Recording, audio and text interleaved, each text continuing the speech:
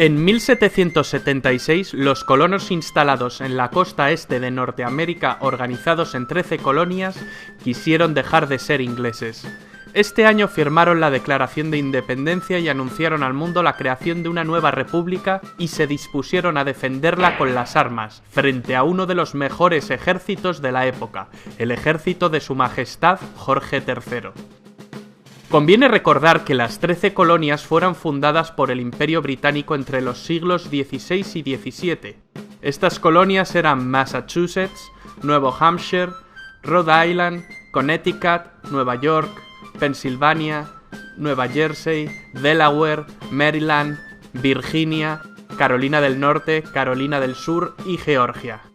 El detonante principal de la revolución de las 13 colonias lo encontramos en las medidas que impuso la corona británica tras la Guerra de los 7 años.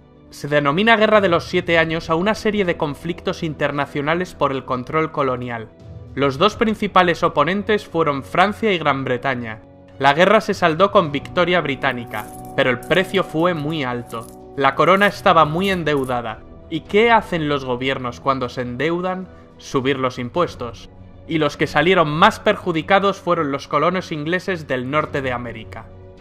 Pero es justo recordar que la monarquía británica no era la más autoritaria de Europa. El sistema parlamentario inglés se había fraguado mucho antes con la Revolución Gloriosa y la Declaración de Derechos, que culminó con el Acta de Unión de 1707. Este sistema de corte liberal fue el primero en reducir el poder del monarca y marcó un ejemplo para el resto de las naciones-estado modernas que todavía andaban en el absolutismo. El sistema parlamentario inglés supuso una oleada de liberalismo que puso en crisis el antiguo régimen. La vida política de las colonias se desarrolló con cierto grado de autonomía, creando sistemas de gobierno propios, pero la guerra modificó radicalmente el panorama anterior. La nueva intervención inglesa sobre la actividad económica de sus colonias americanas para beneficio de la capital hizo que progresivamente los colonos se fueran resistiendo al control londinense. Consideraron abusivas las nuevas políticas económico-fiscales y administrativas. No hay tributación sin representación.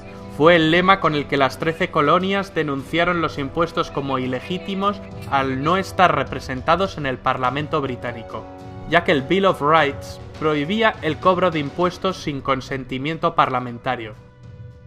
Como decíamos, el primer ministro de Gran Bretaña, George Grenville, durante la monarquía de Jorge III, aumentó los impuestos para incrementar los gastos destinados a cubrir la deuda que el Estado había alcanzado y también poder cubrir el coste económico que suponía el mantenimiento de las tropas que guarnecían los enclaves del imperio. La presión de los impuestos recayó fundamentalmente sobre las colonias de Norteamérica y las Antillas. En esta línea se aprobaron las leyes recaudatorias conocidas como la Ley del Azúcar en 1764 y Ley del Timbre en 1765. La situación se agravó con las leyes de Townshend en 1767 para recaudar por medio de las importaciones de las colonias. Además, con Townshend se pretendió desvincular a los soldados norteamericanos de las autoridades locales, ligándolos a Inglaterra por la nómina. Esto permitió a las tropas allanar las viviendas solo por sospecha de delitos. La política económica británica, con sus medidas impopulares y su implantación coercitiva, obstaculizaba las actividades comerciales de la oligarquía norteamericana. Se organizó una asociación de patriotas que defendía los derechos de los colonos frente al abuso británico, llamada Hijos de la Libertad. El grupo estaba liderado por el ideólogo y referente intelectual Samuel Adams y por el comerciante John Hancock. Los conflictos sociales no tardaron en aparecer. En 1770 ocurrió la masacre de Boston, en la que los soldados que ocupaban militarmente la ciudad dispararon contra la multitud que protestaba, muriendo 5 estadounidenses. Samuel Adams afirmó que esa noche fue el detonante del deseo de independencia. El hecho llevó al monarca Jorge III de Inglaterra a eliminar los impuestos aduaneros, dejando solo aquel que pesaba sobre el té, aunque notablemente reducido. Desde entonces se vivió un periodo de calma hasta que en 1773 Jorge III aprobó la denominada Ley del Té, Tea Act, que en la práctica concedía el monopolio del comercio del mismo a la Compañía Británica de las Indias Orientales, ya que se les eximía pagar el impuesto aduanero, lo cual les permitía comerciar a unos precios mucho más reducidos que el resto. Esta gran compañía actuaba como un gran lobby y ejercía gran influencia en el Parlamento. En 1773 los Hijos de la Libertad se pronunciaron en contra de la ley del té y planearon el Boston Tea Party. Cuando la privilegiada Compañía Británica de las Indias Orientales descargó en Boston una partida de té, algunos habitantes de la ciudad se disfrazaron de indios Mohawks y echaron al agua el cargamento. El desafío fue contestado con la aprobación por parte del gobierno británico de los llamados decretos intolerables en 1774, que limitaban las competencias de las autoridades coloniales, interviniendo y creando un estado de excepción. Esto desencadenó la celebración del primer Congreso Continental que reunió a los representantes de las colonias en Filadelfia. Se reclamaba al rey inglés el derecho de las colonias para hacerse cargo de sus asuntos internos sin injerencia del imperio, lo cual supondría el fin de la relación colonial. Las posiciones de los colonos eran diversas, unos pedían la independencia y otros querían mantener el vínculo, pero reclamaban más autonomía y más derechos. En cualquier caso, la petición al rey no fue aceptada por los ingleses. Comenzó el boicot a los productos comerciales británicos. En 1775 estalló la guerra que durará hasta 1783. Los hechos que iniciaron las acciones bélicas y que acabaron con las posibilidades negociadoras para la resolución del conflicto se iniciaron en Lexington y Concord, en abril de 1775. Estas batallas desembocaron en el asedio de Boston, donde los británicos tuvieron que retirarse de la ciudad. Al mes siguiente empezaron las reuniones del Segundo Congreso Continental, donde se abordaron temas militares para lograr la organización formal y eficaz de un ejército, más allá de los milicianos. Es cuando empieza el reclutamiento de soldados. Se nombró a George Washington, un reputado militar, como comandante en jefe de las fuerzas norteamericanas.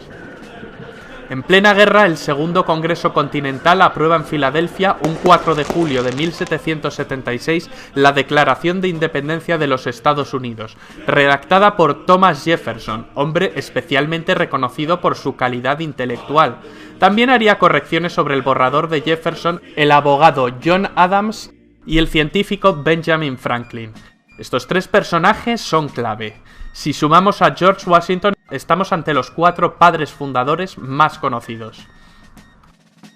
Esta declaración confirió unidad y determinación formal a la Guerra de las 13 Colonias. El Imperio Británico no pudo seguir tomando el conflicto como una rebelión temporal, por lo que seguidamente adoptó estrategias de guerra. Tras salir de Boston, William Howe, comandante del ejército británico en América del Norte, reunió las tropas en Nueva York, con la pretensión de dividir las fuerzas enemigas y concentrar la contienda en una batalla decisiva. Los norteamericanos evitaron tal confrontación para practicar la guerra de guerrillas. Expulsados de Nueva York, se trasladaron a Nueva Jersey. Meses más tarde, Washington y su ejército cruzan el río Delaware para obtener una victoria en Trenton. Ese mismo año, la victoria continental en Saratoga fue decisiva. Este fue el punto de inflexión que decantó los apoyos externos hacia los norteamericanos. Francia con Lafayette y España con Bernardo de Gálvez, mientras el Imperio Británico seguía sufriendo grandes costes. El Imperio Británico no pudo aguantar más la situación, y en 1783 firmó la paz y reconoció la independencia de los Estados Unidos de América. Los representantes de los territorios ahora independientes se reunieron en la Convención de Filadelfia en 1787. Se instauró un gobierno federal presidencialista con un sistema legislativo bicameral, un presidente de la República y un poder judicial de servicio vitalicio. Lo que en un principio fue una discusión para la reforma de los artículos de la Confederación por el Segundo Congreso Continental desembocó en la redacción de la Constitución de los Estados Unidos, ratificada por el pueblo en convenciones en cada estado, con el nombre de Nosotros el Pueblo, We the People. En las elecciones de 1789, Washington fue elegido primer presidente de los Estados Unidos. John Adams y Thomas Jefferson acabarían siendo el segundo y tercer presidente. ¿Cuáles fueron las consecuencias de la independencia de Estados Unidos? Las principales fueron la Revolución Francesa y el proceso emancipador de Latinoamérica. La Revolución Francesa. La Ilustración había servido de impulso a las 13 colonias. Tanto la influencia de la Ilustración como el ejemplo de los Estados Unidos sirvieron de trampolín ideológico para el inicio de la Revolución en Francia. El proceso emancipador de Latinoamérica. El esquema colonial padecía los achaques de la vejez. La independencia de Estados Unidos y la posterior Revolución Francesa son episodios que no pasarían desapercibidos a ojos de las élites de América del Sur.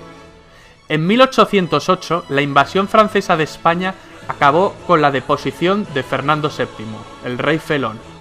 El hermano de Napoleón, José Bonaparte, se hizo con el trono español. Ahora las colonias españolas eran dependientes del hermano de Napoleón, a quien encima le crearon fama de alcohólico. ¿Acaso esto no era motivo suficiente para emanciparse?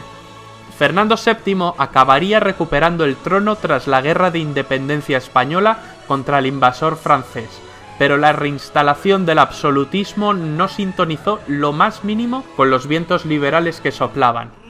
El argentino José de San Martín y el venezolano Simón Bolívar acabarían liderando la causa independentista de las colonias españolas de ultramar.